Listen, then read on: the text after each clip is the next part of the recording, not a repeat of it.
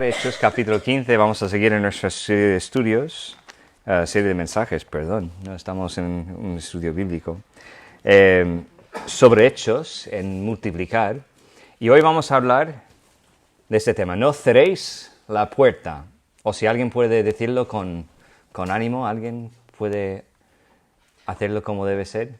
No Venga, cerréis la puerta. Gracias.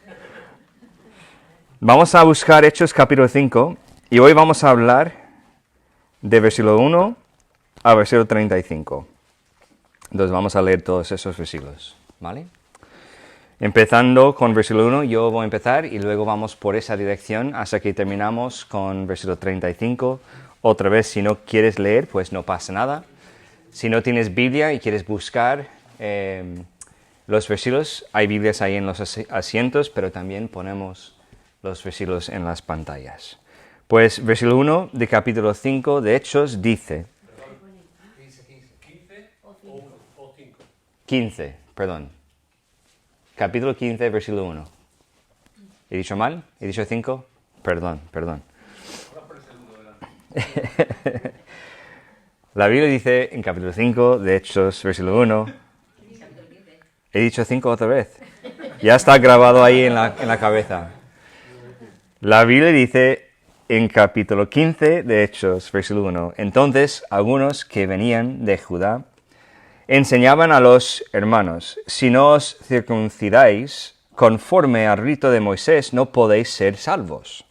Como Pablo y Bernabé tuviesen una discusión y contienda no pequeña con ellos, se dispuso que subiesen Pablo y Bernabé a Jerusalén, y algunos otros de ellos, a los apóstoles y a los ancianos, para tratar esta cuestión.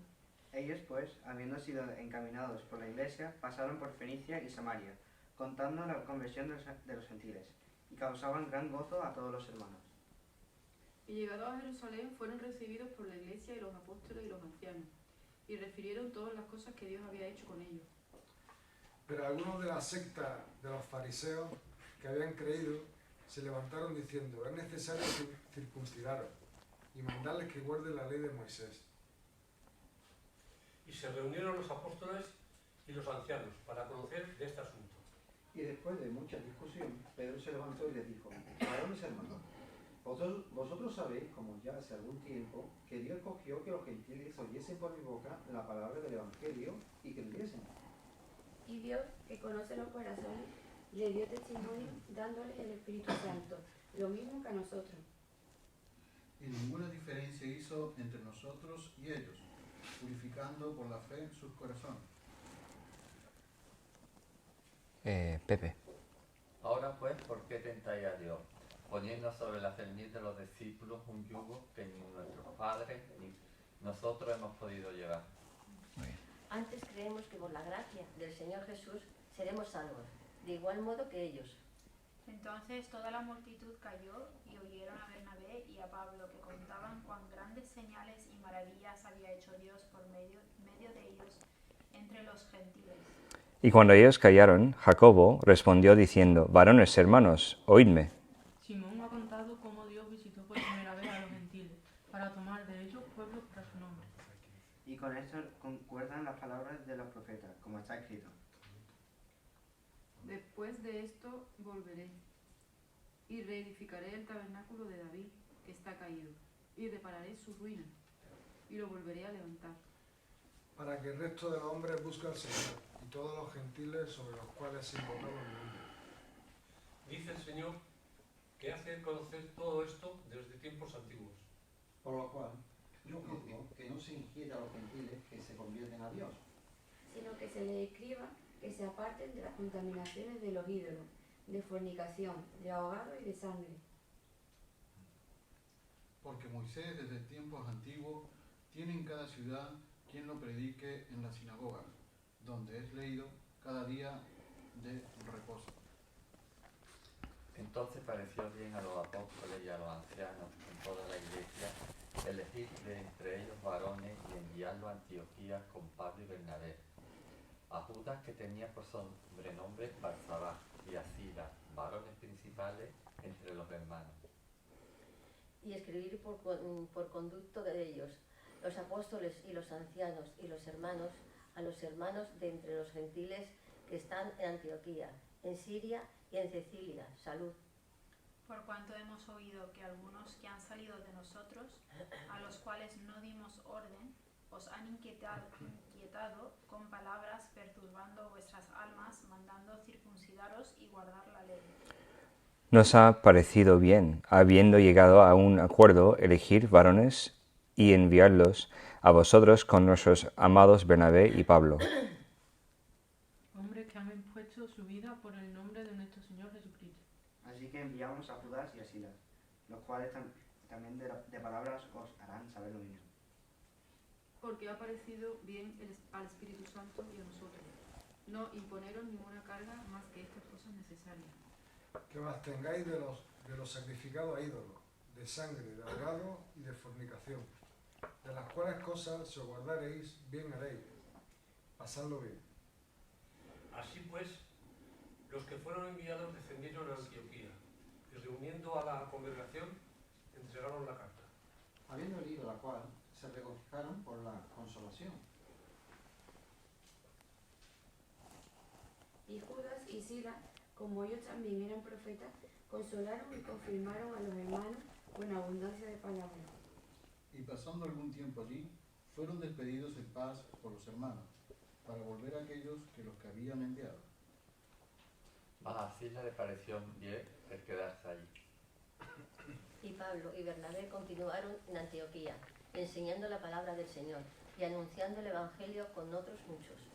Vamos a orar. Padre Celestial, gracias por ese momento que hemos estado leyendo tu palabra. Gracias por esa historia que nos has dado a través de Lucas, escribiendo esto para que podamos aprender de que cuando tú quieres hacer algo y que tú estás expandiendo tu obra del Evangelio en este mundo, no debemos cerrar las puertas que tú estás abriendo.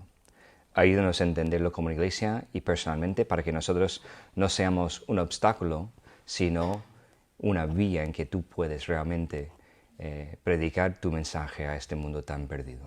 Te pido esas cosas en el nombre de Jesucristo. Amén. El progreso del Evangelio a menudo ha sido obstaculizado por personas con las mentes cerradas que quieren seguir más bien las tradiciones más que lo que Dios ha dicho. Quieren ponerse en medio del camino y bloquear el camino para otros, para que ellos no puedan llegar a Dios.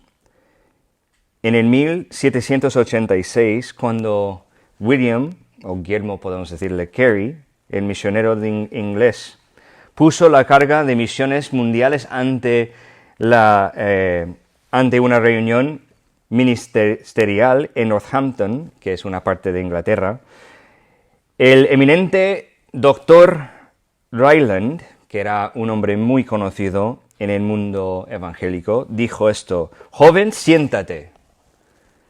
Cuando Dios quiere convierte a los paganos, los hará sin tu ayuda o el mío.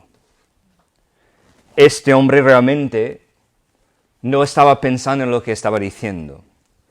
Es cierto que Dios va a salvar a los paganos, a los incrédulos sin o con la ayuda de los seres humanos, pero lo que quería hacer William Carey, no era ponerse en medio y recibir la gloria, sino que él quería ser parte de lo que Dios estaba haciendo en esos países extranjeros y llevar el Evangelio a sitios donde no han recibido el Evangelio. En ese momento, Dr. Ryland ha sido o fue un obstáculo para el progreso del Evangelio, siendo creyente, siendo ministro del Evangelio de Dios. Más de un siervo de Dios, lleno del Espíritu Santo, tuvo que entrar puertas abiertas de oportunidad sin el apoyo de las iglesias y líderes religiosos. Este hombre, William Carey, aunque había obstáculos, aunque había momentos en que los cristianos, los religiosos, querían poner obstáculos para él, él tenía que buscar las puertas abiertas donde no había obstáculos para que él pueda llegar al campo misionero para predicar el Evangelio. Pablo y sus asociados, sus compañeros, enfrentaron este mismo desafío en el Concilio de Jerusalén, unos 20 años después de Pentecostés. Estamos hablando de varios años, pero no mucho, después del momento en que el Espíritu Santo realmente bajó y llenó a los hombres. Valientemente defendieron tanto la verdad del Evangelio y el alcance misionero de las iglesias. Y en esa defensa hubo 3 etapas en este evento, ¿vale? Primeramente vamos a echar un vistazo a la disputa. La disputa. Versículos 1 a 5 dicen esto. Entonces algunos que venían de Judea enseñaban a los hermanos: si no os circuncidáis conforme al rito de Moisés, no podéis ser salvos. No como Pablo y Bernabé tuviesen una discusión y contienda no pequeño con ellos, se dispuso que subiesen Pablo y Bernabé a Jerusalén, y algunos otros de ellos a los apóstoles y a los ancianos para tratar de esta cuestión. Ellos, pues, habiendo sido encaminados por la iglesia, pasaron por Fenicia y Samaria, contando la conversión de los gentiles, y causaban gran gozo a todos los hermanos. Y llegados a Jerusalén, fueron recibidos por la iglesia y los apóstoles y los ancianos, y refirieron todas las cosas que Dios había hecho con ellos. Pero algunos de la secta de fariseos que habían creído se levantaron diciendo: es necesario circuncidarlos y mandarles que guarden la ley de Moisés. Otra vez estamos aquí en esa lucha entre las tradiciones de los hombres religiosos y el Evangelio gratuito de Dios. Todo comenzó cuando vinieron algunos a Antioquía, algunos legalistas, para decirlo así, a Antioquía, y enseñó a los gentiles en la zona donde está Pablo y Bernabé y otros compañeros suyos, predican el Evangelio en esa iglesia tan fuerte donde recibieron el nombre como creyente por la primera vez ahí, o cristiano. Vinieron esos judíos convertidos, entre comillas, para decirlo así, y ellos enseñaron a esos creyentes gentiles que no sois creyentes hasta que estáis circuncidados y que guardéis la ley de Moisés. Estos maestros querían robarles a esos creyentes judíos y gentiles en esa ciudad su libertad en Cristo. Ellos querían ponerles otra vez en la esclavitud de la tradición y de la ley. Gálatas 5:1. Estad pues firmes en la libertad que con Cristo nos hizo libres, y no estáis otra vez sujetos al yugo de esclavitud.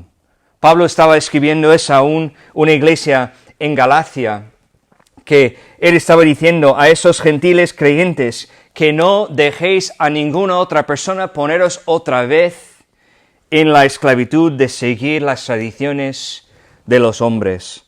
Estamos hablando de legalismo otra vez.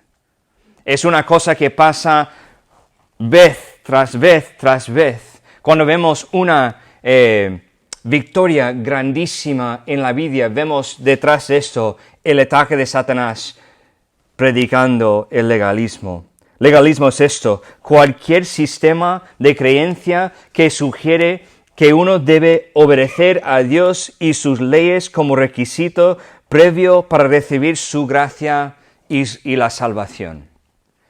Es cualquier cosa que debemos hacer por encima de solamente recibir la salvación a través del sacrificio de Jesucristo en la cruz. es legalismo. Thomas R. Schreiner, no sé cómo españolizar su apellido, Schreiner. El legalismo existe cuando las personas intentan asegurar la justicia de Dios mediante buenas obras. Los legalistas creen que pueden ganar o merecer la aprobación de Dios al cumplir con los requisitos de la ley. Eso es incluso no solamente las obras de la ley, pero cualquier cosa que hacemos, que decimos que es parte de nuestra salvación, es legalismo. Y no es la salvación que Dios nos manda a recibir. No es sorprendente que haya personas en la iglesia en Jerusalén que eran fuertes defensores de la ley de Moisés, pero ignorantes de la relación entre la ley y de la gracia. Esas personas eran judíos que habían sido entrenados para respetar y obedecer la ley de Moisés. Romanos, Gálatas, Hebreos aún no habían sido escritos hasta este momento. Y había un gran grupo de sacerdotes en la asamblea aquí en Jerusalén, así como personas que todavía seguían algunas de las prácticas del Antiguo Testamento. En esa iglesia en Jerusalén había un grupo grande de los sacerdotes que han sido convertidos a la gracia de Dios, a la salvación de Dios, pero tenían en la mente que tuvieron que seguir haciendo las obras de la ley para su aceptación, para recibir la aceptación de Dios. Estaban confundidos. Hechos 6:7 dice, y crecía la palabra del Señor, y el número de los discípulos se multiplicaba grandemente en Jerusalén. También muchos de los sacerdotes obedecían la fe. Es decir, que aquí en esa iglesia hubo un movimiento, para decirlo así, para volver a las obras de la ley, pero no dejar la gracia a un lado. Ellos querían combinar, ¿no? Las dos cosas, la gracia de Dios que es gratis, que es por la fe, pero también lo que tenemos que hacer para la salvación. Tenemos que recordar que fue un tiempo de transición. Esa iglesia en Jerusalén fue mayormente judíos. Y quiero decir una cosa, pero siendo tiempo de transición todavía, estos tiempos siempre son difíciles. Siempre hay más peleas en esos momentos de transición. Cuando estamos cambiando de un sistema a otro sistema, tenemos que entender que estos hombres, siendo fieles a Dios, han equivocado en su entendimiento de lo que es la gracia de Dios. Querían poner otra vez estos hombres gentiles, creyentes gentiles, bajo el yugo de esclavitud de las buenas obras otra vez. Es la disputa. Pero también vamos a echar un vistazo a la defensa. En esa discusión pública, porque eso no fue algo tranquilo, eso no fue un secreto, no, eso fue algo grande. Estamos hablando de cuando Pablo y Bernabé recibieron a esos judíos y escucharon lo que estaban enseñando, ellos bajaron hacia Jerusalén para tratar con esa cosa. Cuando llegaron a Jerusalén fueron recibidos por otros judíos y vemos un concilio grande, público, porque tenemos que recordar una cosa, todo lo que quería hacer la iglesia en ese momento, tuvieron que hacer en el ambiente público, porque no había un edificio donde ellos pudieron reunirse, sino el templo. Y si está en el templo, está abierto para todos los judíos pudieron venir.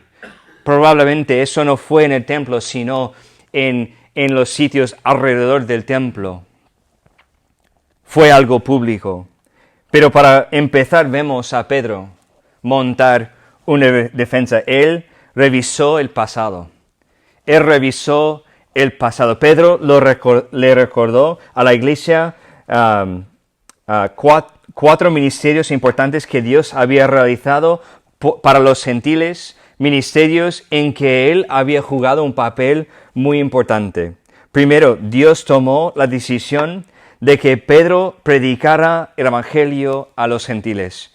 Eso es lo que vemos en versículos 6 a 7. Y se reunieron los apóstoles y los ancianos para conocer de ese asunto. Y después de mucha discusión, Pedro se levantó y les dijo: varones hermanos, vosotros sabéis como ya hace algún tiempo que Dios escogió que los gentiles oyesen por mi boca la palabra del Evangelio y creyesen. Tenemos que recordar que fue un momento cuando Pedro estaba saliendo para predicar en otras ciudades fuera de Jerusalén, cuando Dios mandó a él a quedar en un sitio y recibió una visión, ¿no? Cuando estaba en esa azotea de la casa de un hombre en Jope, y que él estaba ahí viendo lo que Dios estaba mostrando a él, que no había ninguna comida inmunda es la palabra. Y que lo que Dios ha declarado limpio, nosotros no debemos llamar inmundo.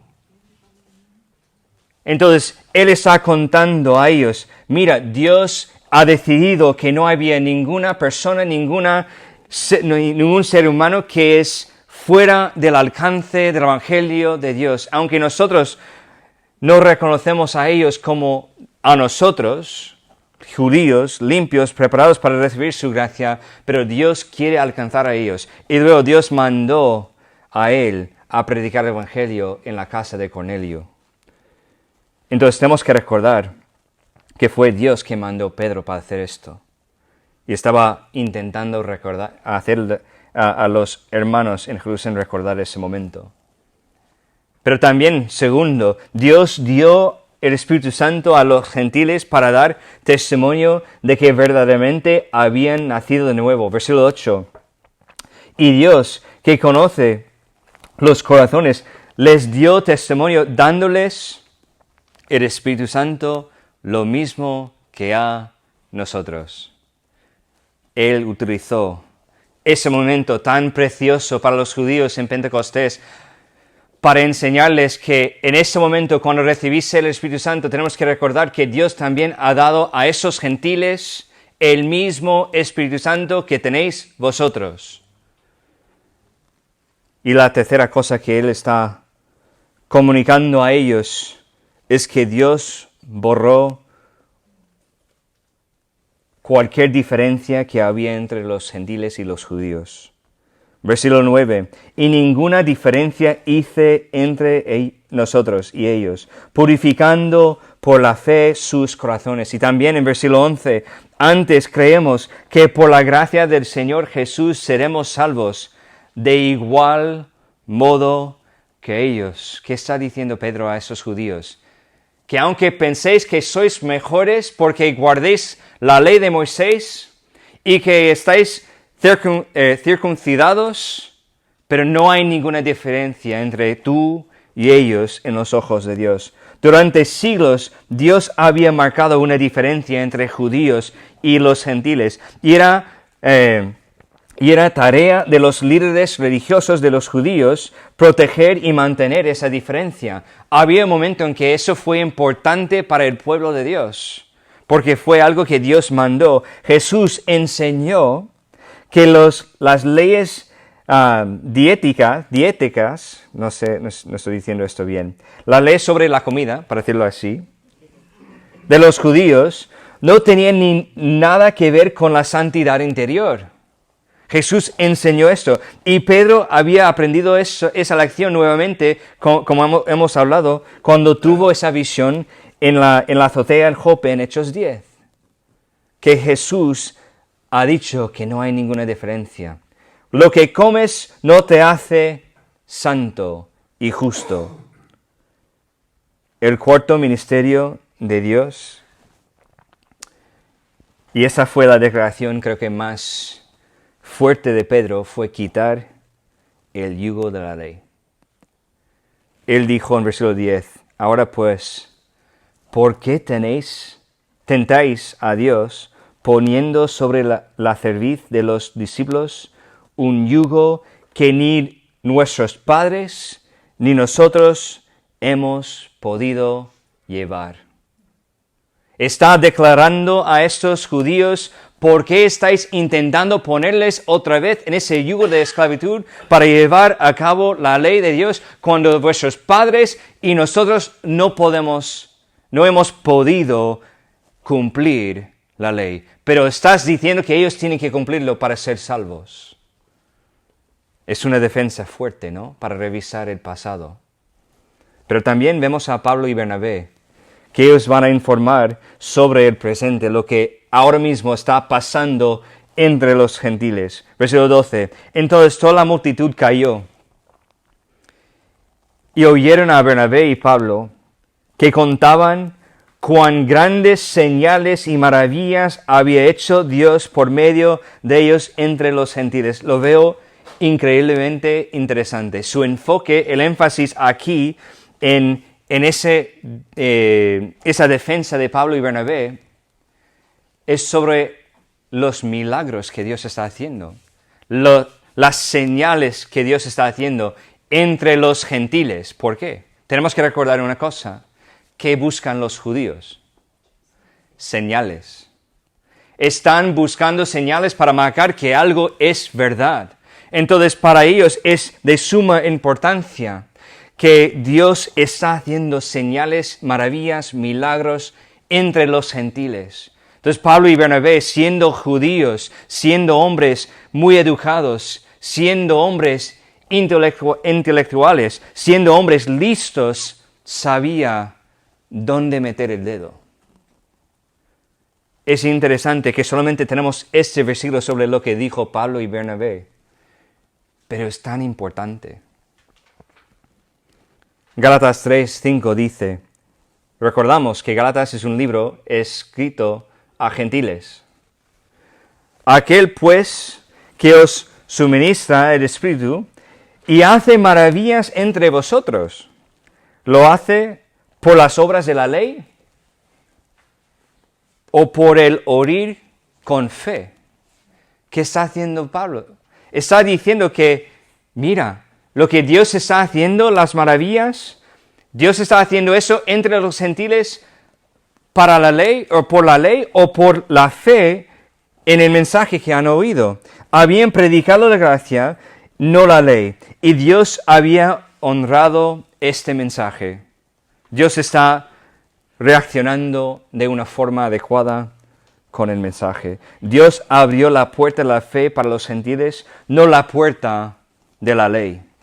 De hecho, la iglesia de Antioquía que comisionó a Pablo y Bernabé fue fundada por personas que creyeron y se volvieron al Señor y experimentaron la gracia de Dios. Y en esa ciudad, mayormente, esa iglesia estaba compuesta de gentiles.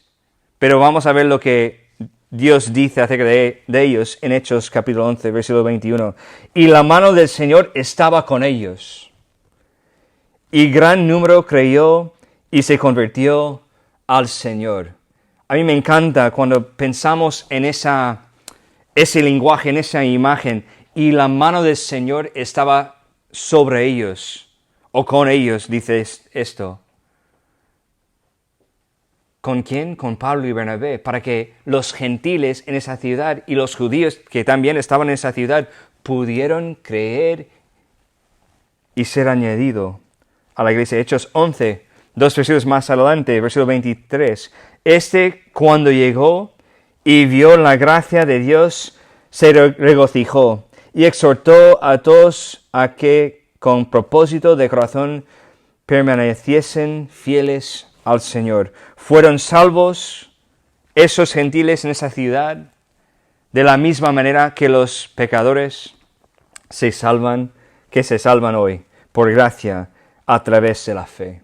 Efesios 2, 8 a 9, creo que sabemos estos versículos.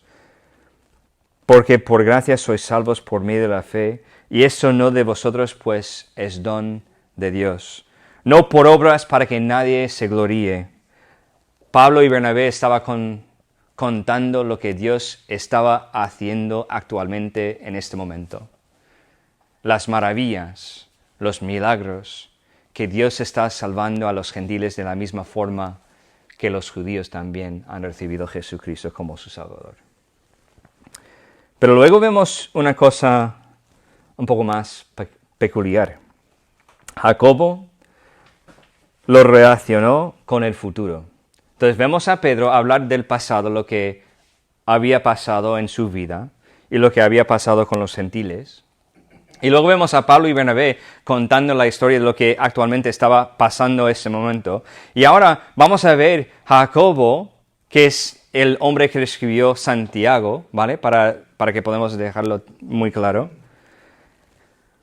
Él va a hablar acerca del futuro.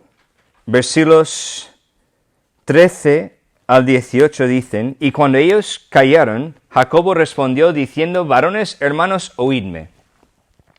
Simón ha contado, eso es Pedro, Simón Pedro, ha contado cómo Dios visitó por primera vez a los gentiles en el pasado, ¿no? Para tomar de ellos pueblo para su nombre. Esa frase es muy importante, porque ¿quién antes que Dios abrió las puertas a los gentiles, quién fue el pueblo que tuvo el nombre de Dios, que fue llamado para su nombre? Los judíos. Y ahora Jacobo está diciendo que Dios está haciendo esto entre los gentiles para tomar de ellos pueblo para su nombre. Eso es chocante. Versículo 15. Y con esto concuerdan las palabras de los profetas. Está cogiendo las profecías de los judíos de muchos años antes. Estamos hablando de una historia larga de profetas. Y Jacob está diciendo que Dios, en su sabiduría, ha dejado a esos profetas profetizar cosas que están de acuerdo con lo que está pasando ahora mismo, que los gentiles tienen que ser parte del pueblo de Dios, como está escrito, y ahora va a citar un profeta. Después de esto, volveré y edificaré el tabernáculo de David, que está caído, y repararé sus ruinas, y volveré a levantar, para que el resto de los hombres busque al Señor, y todos los gentiles sobre los cuales es invocado mi nombre. Entre los gentiles, tenemos que saber esto. Dice el Señor que hace conocer todo esto desde tiempos antiguos.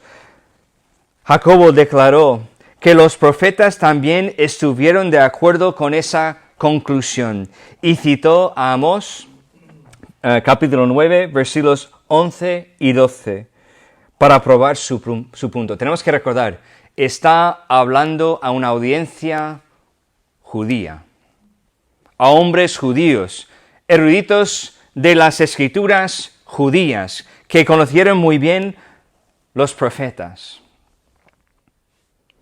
Tenga en cuenta que no dijo que lo que Pedro, Pablo y Bernabé habían dicho era un cumplimiento de esas profecías. Dijo que lo que Amós escribió estaba de acuerdo con su testimonio.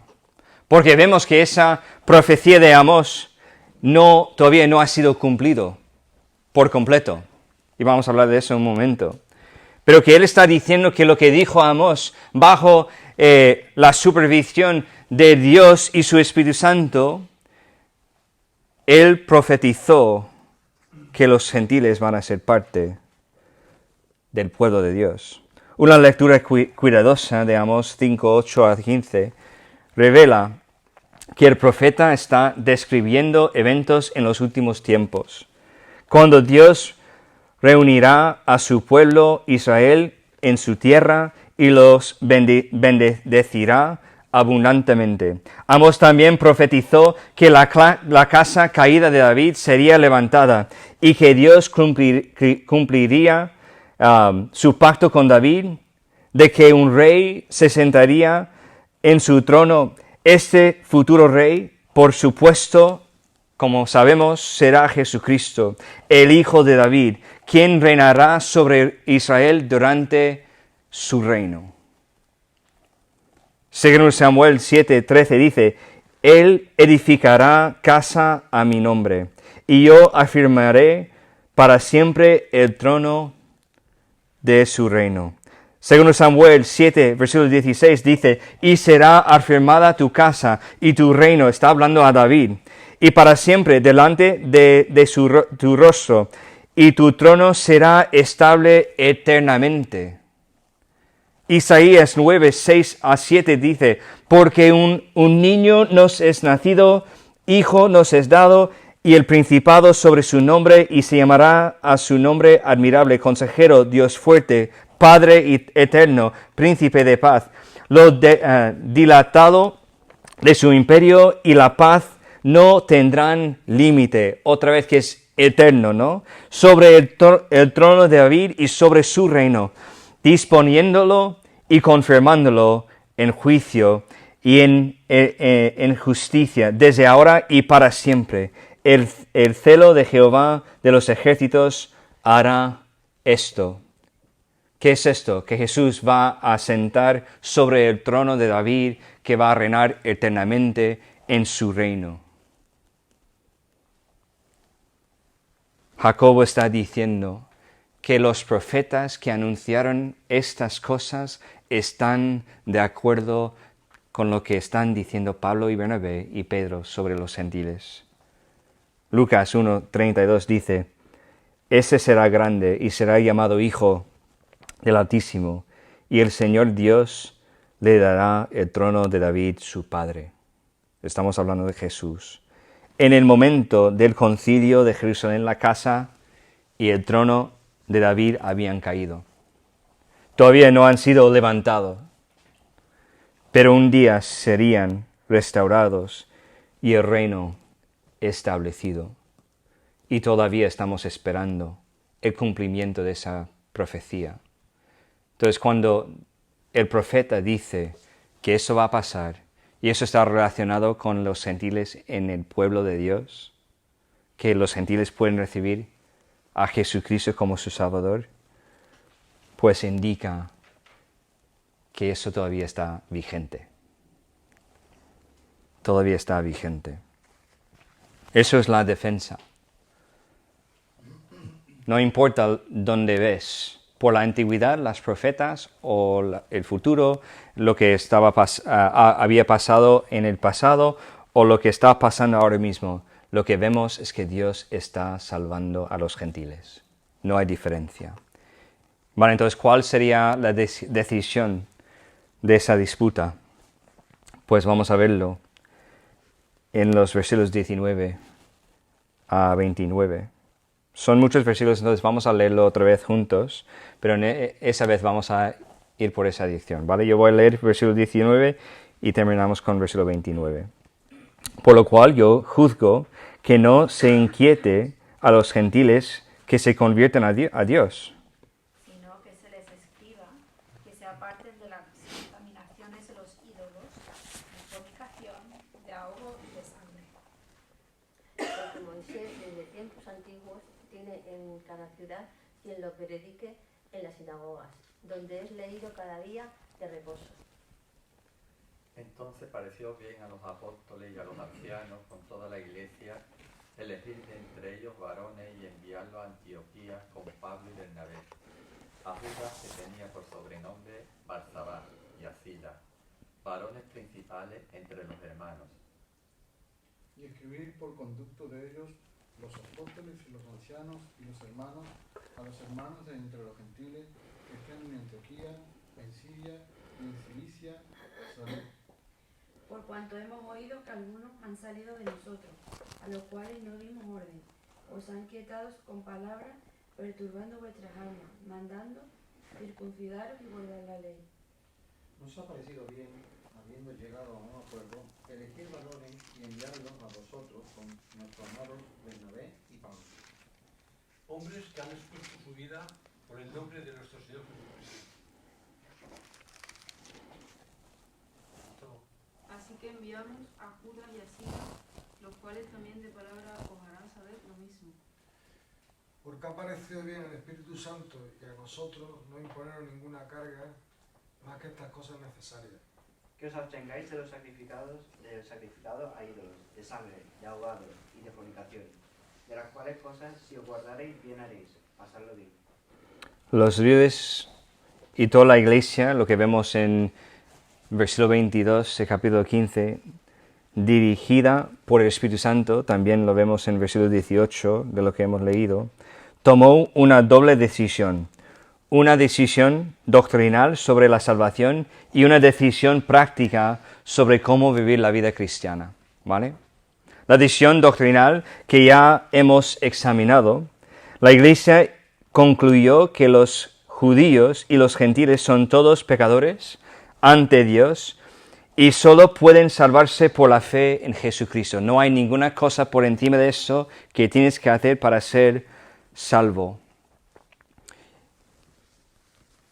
Hay una necesidad y solo hay un evangelio para satisfacer esa necesidad. Gálatas 1, 6 a 9 dice: estoy maravillado de que tan pronto que hayáis alejado de que os llamó por la gracia de Cristo para seguir un evangelio diferente.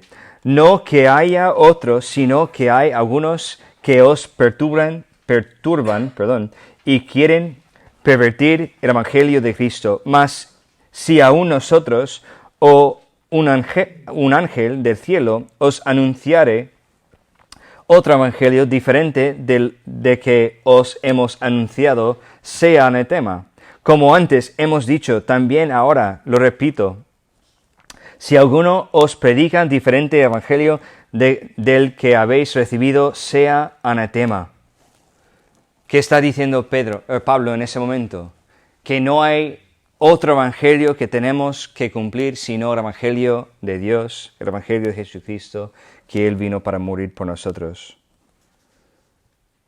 Eso fue la decisión doctrinal y eso fue la decisión correcta, que no debemos desviarnos por el legalismo, sino quedar fiel a lo que Dios nos había declarado. Pero toda doctrina debe conducir al deber. Todo lo que creemos debe provocar acción. Si no provoca acción, entonces no es doctrina. ¿Vale? La doctrina siempre debe provocar una acción. Santiago, o para decirlo así, Jacobo, el hombre que estaba hablando sobre el futuro, en ese pasaje que escribió el libro de Santiago, enfatizó esto en su epístola. Y también lo hizo Pablo en sus cartas. Vamos a verlo. Los dos hablaron de la justificación, ¿vale? Pero vamos a ver que hay diferentes definiciones de lo que es la justificación, ¿vale? Santiago 2, capítulo 2, versículos 14 a 26. Entonces, vamos a hacer otra ronda de lectura. Santiago 2, yo voy a empezar con 14 y luego Grace con el 15, y vamos así. Hermanos míos, ¿de qué aprovechará si alguno dice que tiene fe y no tiene obras? ¿Podrá la fe salvarle? Y si un hermano o una hermana están desnudos y tienen necesidad del mantenimiento de cada día, Si alguno de vosotros le dice, id en paz, calentados y saciados, pero no le dais las cosas que son necesarias para el cuerpo, ¿de qué os aprovecha?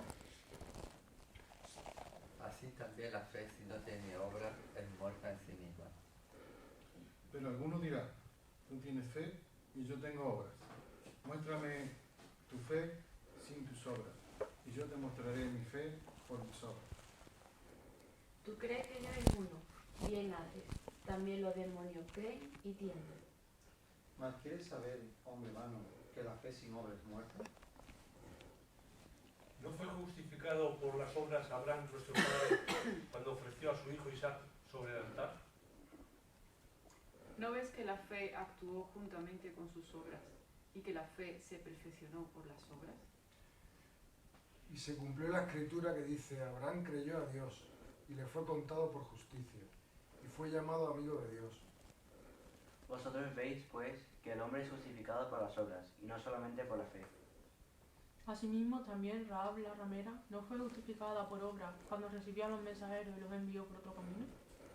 Porque como el cuerpo sin espíritu está muerto, así también la fe sin obras está muerta. Para leer esos versículos ligeramente, y llegamos a ese versículo, el versículo 24, vosotros veis pues que el hombre es justificado por las obras y no solamente por la fe. Es chocante, ¿no? Cuando llegamos a estos versículos y decimos, ¡wow! ¡Qué fuerte! Pero tenemos que saber una cosa. La justificación que estaba predicando Pablo y también la justificación que estaba predicando Santiago son la misma justificación. Pero hay diferentes formas de definir lo que es la justificación. Pues Pablo estaba diciendo que los hombres son justificados solamente por la fe. Es lo que vemos en todas sus cartas, ¿vale? Si no fías en mí, pues hazte un estudio de todas sus epístolas. Vas a encontrar que esto es cierto, ¿vale? Pero cuando llegamos aquí, vemos que Santiago está diciendo que nosotros debemos ser justificados por la fe, pero también por las obras, las dos cosas. No solamente la fe es lo que dijo. Pero tenemos que entender que la justificación no es solamente declarado justo, sino también la justificación es la prueba de la santidad, es la prueba de nuestra justificación. La justificación en esa cosa, cuando Santiago está explicando en el versículo 18, pero algún dirá, tú tienes fe y yo tengo obras, muéstrame tu fe sin obras y yo te mostraré mi fe por mis obras. Santiago está diciendo que la justificación que estamos hablando aquí no es que tenemos que tener fe y también hacer obras para ser aceptados por Dios, sino que la justificación que Santiago está predicando es que mis obras son la prueba de mi fe, que está mostrando que sí tengo fe. Si alguien te dice que tengo fe y soy salvo, pero no hay buenas obras en su vida, no hay prueba de su justificación. No hay evidencia de que realmente tiene fe en Jesucristo. Entonces Santiago está diciendo que lo que creo me guía a acción. Mi doctrina, la fe que tengo en Jesús, que Jesús es el único camino para que yo pueda tener los pecados perdonados y yo puedo llegar a Dios, me implica que tengo que actuar según lo que creo. Entonces, cuando él dice que el hombre es justificado por las obras, está diciendo que el hombre es probado y da evidencia de su fe por sus obras, porque no es solamente por fe, sino el fe siempre está acompañado con lo que es la prueba de la fe, lo que es la muestra, la evidencia. No es suficiente para nosotros simplemente aceptar una verdad. Debemos aplicarlo personalmente en la vida cotidiana. Nosotros podemos vivir aquí, ver algo que Dios dice en su palabra y que estamos de acuerdo con eso, pero si nunca aplicamos esa verdad a nuestras vidas, ¿qué pasa? La verdad realmente no tiene el efecto que debe tener en nuestras vidas. Realmente no creemos en esto. Cuando vemos una verdad, siempre nos lleva a acción. Los problemas de la iglesia no se resuelven aprobando resoluciones, declarando algo doctrinal, sino practicando las revelaciones que Dios nos da en su palabra. Santiago aconsejó a la iglesia que escribiera a los creyentes gentiles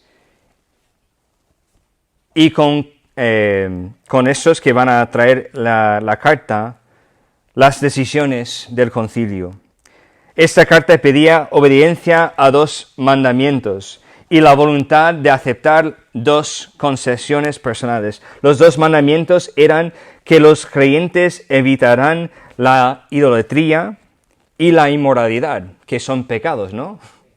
Entonces, Jacobo no está, o la iglesia en Jerusalén no está preguntando o queriendo algo que no es doctrinal, es doctrinal.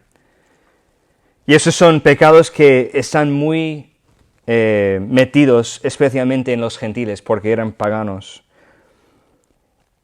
Y respeto, también estaba pidiendo respeto y obediencia a la palabra de Dios.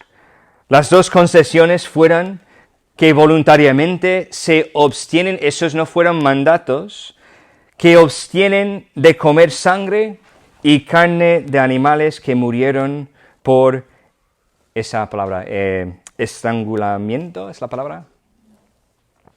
¿Por qué? Porque los animales que fueron matados así, la sangre todavía se quedó en el animal. ¿Vale? Y tenemos que recordar una cosa, que Dios ha dicho a los judíos que no deben comer la sangre. Eso suena muy raro, pero cuando sabemos que la iglesia es una mezcla de judíos y gentiles, judíos y paganos, ¿qué está pidiendo la iglesia en Jerusalén? ¿Qué está pidiendo Jacobo en ese momento? Unidad. Está pidiendo algo de los gentiles para preservar la unidad en la iglesia. No hacer algo que puede ser un estorbo a tu hermano, que puede ser un tropiezo para tu hermano. Es lo que están pidiendo. No estaban diciendo que tienen que hacerlo por mandato, sino que abstengan de esas cosas. Eso no es un mandato, algo doctrinal, sino es un estilo de vivir para preservar la unidad en la iglesia. Jesús oró para que su pueblo se uniera, para que el mundo creyera en él. Juan, capítulo 17, versículos 20 a 21 dice: Mas no ruego solamente por estos, sino también por los que han de creer en mí por la palabra de ellos, para que todos sean uno, como tú, oh Padre, en mí, y yo en ti, que también ellos sean unos en nosotros, para que el mundo crea que tú me enviaste. Lo que la iglesia en ese concilio ha decidido es que vamos a quedar con la doctrina que solamente hay una salvación, y no hay otra forma de conseguir la salvación sino solamente a través de Jesucristo. Pero luego buscaron la unidad, diciendo o preguntando, o podemos decir, avisando a los gentiles que sería mejor que abstengan de esas cosas para que la iglesia no tiene más discusiones de esa forma o de ese tipo. La unidad no es uniformidad, porque la unidad se basa en el amor, no en la ley. Si la iglesia en Jerusalén estaba buscando la uniformidad, en vez de pedirles que abstengan de esas cosas, mandan o pudieron mandar a ellos que abstengan de esas cosas. Y eso también es legalismo. Ellos querían proteger la unidad y el amor que había entre los hermanos, porque Jesús quería esto. Dios ha abierto una maravillosa puerta de oportunidad para los que llevamos el Evangelio de la gracia de Dios al mundo condenado. Hay fuerzas en la iglesia incluso hoy día, no solamente en el pasado, en la antigüedad, pero sino también hoy día, que quieren cerrar esa puerta, que quieren poner obstáculos para que la gente no pueda encontrar a Dios. Hay personas que predican otro evangelio que no es el evangelio de Jesucristo. Debemos ayudar a mantener esa puerta abierta. Lo que vemos aquí en esa iglesia, en ese momento, en la historia de la iglesia, es que había un problema, un obstáculo grande y fuerte, el legalismo. Hombres que querían volver a los gentiles a la esclavitud y no dejarles realmente experimentar la gracia de Dios y la libertad que había o que hay en Jesús. Y vemos la defensa. y vemos su decisión. Una pregunta y nada más. En tu vida, ¿qué eres tú? ¿Un obstáculo? Como el doctor, ¿cómo se llama? El Ryland, que estaba ahí presidiendo sobre ese grupo de iglesias. ¿O eres el William Carey, el Guillermo Carey, que estaba pidiendo que la iglesia hace algo para avanzar el Evangelio de Dios? ¿Eres la puerta cerrada o eres la puerta abierta? Dios ha abierto las puertas para todos, para que todos puedan conseguir o alcanzar, para decirlo así, el Evangelio. ¿Qué estás haciendo tú? ¿Intentando cerrarlo o estás intentando dejarlo abierto? Luchando para que nadie cierre la puerta. Esta iglesia podemos decidir ser legalistas y poner cosas por encima de la salvación para que los que escuchan el Evangelio realmente no puedan alcanzar la salvación porque hay más cosas que tienen que hacer. Cualquier cosa que ponemos por encima del sacrificio de Jesús para que los demás puedan recibir la salvación es legalismo. O nosotros podemos decidir, vamos a predicar el Evangelio como es y vamos a dejar la puerta abierta. Y los que quieren entrar, pues bienvenidos sean. Vamos a orar. Padre, sea gracias por ese día.